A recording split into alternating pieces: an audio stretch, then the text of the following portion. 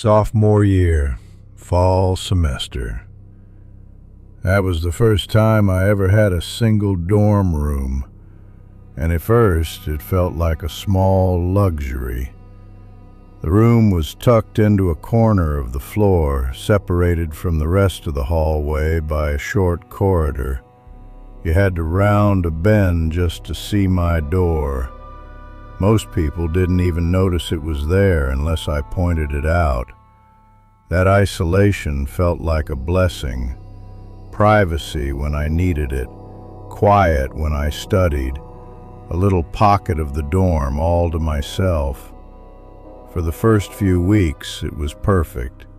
Friends dropped by, but when they left, the silence was mine.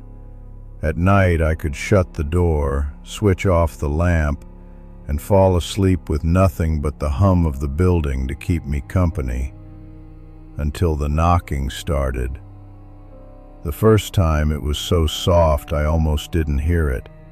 A light, deliberate tap, tap, against the door, so faint it blended with the creak of pipes and the whisper of air vents. I called out, "Come in," thinking maybe a friend was stopping by. Silence. I stood, opened the door. Nobody was there. I stepped into the corridor, looked both ways, even jogged to the corner to peer down the main hall. Empty. Someone was messing with me, I figured. A harmless prank. I went back inside, left the door ajar this time, and forced myself to keep studying. Nothing else happened. The second night, the knocking came again. Louder this time, sharper. Not a tap, but a knock. I sat up in bed, heart quickening. "Who is it?" I called. The knocking stopped.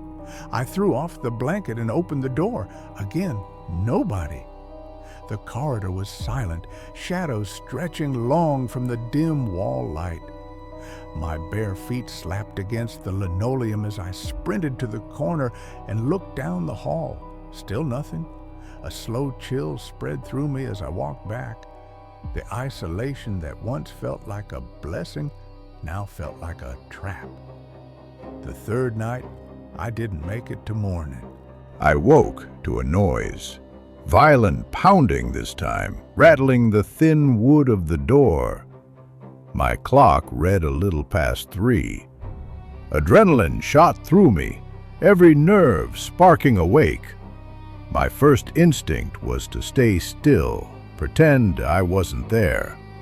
But the pounding grew louder, harder. Whoever it was wanted in. I forced myself up, my heart hammering in my throat. I gripped the doorknob, breath caught in my chest, and yanked it open. As expected, nobody. But this time, I didn't freeze. I bolted down the corridor, turned the corner, and there, at the far end of the hallway, just before the next corner, I saw him. A figure, tall, broad, moving away. I sprinted after him, bare feet slapping the floor, breath tearing from my lungs. I rounded the next corner just in time to see a door closing at the far end. The bathroom. I didn't think. I charged. The bathroom was dark, the hum of fluorescent lights above cut off. My hand smacked a switch, flooding the room with sickly yellow light. The mirrors reflected my pale, sweating face. Empty, except not empty. 2 stall doors were shut tight. My gut twisted. My hands trembled as I crouched down, pressing my cheek almost to the tile, and peered under the gap. Boots, heavy black boots planted firmly on the floor. I swallowed hard, breath shallow. My pulse pounded in my ears. Every rational thought screamed at me to run, but some stubborn, reckless corner of my brain urged me to push forward, to end it.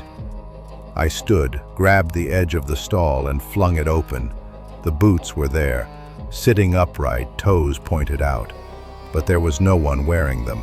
The stall was empty, and then behind me a sound, a laugh. Not high-pitched, not childish, deep, cracked.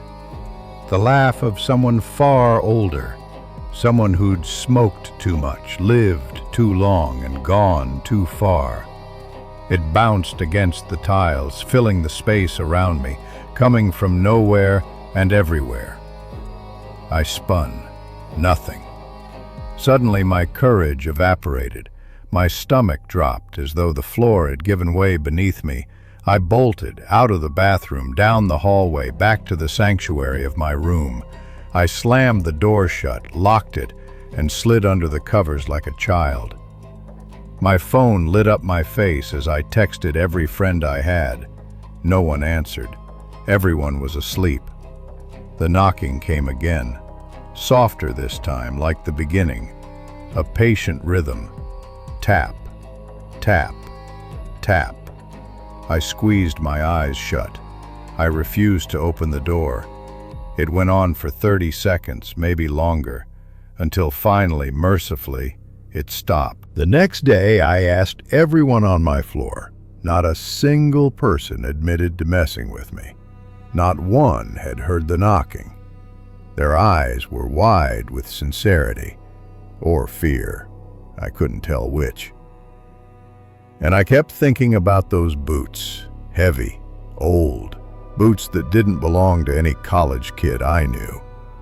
And that laugh, that awful, hollow laugh of a man who didn't belong in a dorm in this decade, maybe not even in this world. To this day, I don't know who or what stood outside my door.